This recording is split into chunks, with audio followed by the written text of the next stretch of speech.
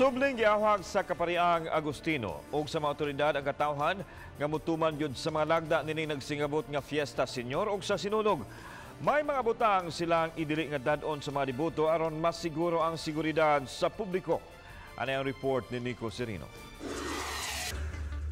Miatubang kaganihang buntag sa mga sakop sa media ang Kapariang Agustino ug mga opisyales sa lain-laing government agencies. Gipahibaw nila all systems go na sa mga kalihukan subay sa Novena Masses ug Fiesta Senior ingon man sa Sinulog Festival. Karong tuiga, tema sa kapiestahan gipahaom subay sa pagtimaan usab niining 2019 nga Year of the Youth. Karong Huwebes na sugdan ang nobinaryo sa Balaang Bata pinaagi sa tradisyonal nga Walk with Jesus.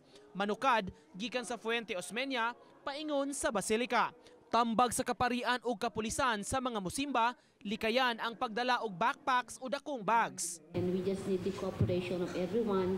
Kung may mga inconveniences man ma-experience, that's part of ensuring that the whole activity will be secured and safe.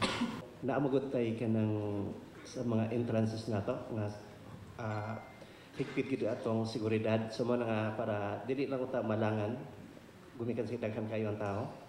Mo nga dili gid magdala og kanang mga bag nga dako kay mao makalangan sa pag-inspection. Gawas niini giawhag sab nga likayan ang pagdala og mga balloons sulod sa simbahan.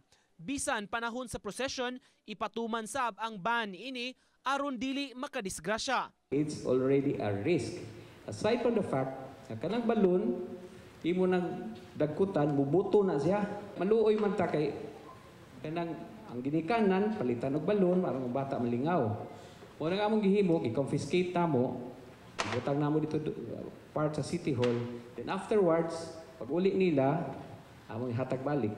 Gipahibaw sa PNP, atol sa adlaw sa sinulog, ipatuman ang no-fly zone o idili ang pagpalupad og drone. Nunot sab sa nagsingabot nga eleksyon, dunay awhag ang kaparian. Atong panawagan sa atong mga igsuon ng mga wannabe politicians, di nato gamito ng Fiesta Senior as opportunity for politicking, no? Bisan ang mga kapulisan di po mutugot ana. So magkuanan ta, let's join together with ordinary people in worshiping our Santo Niño. Uban ni June Solon, Nico Sereno, Balitong, Bisdak.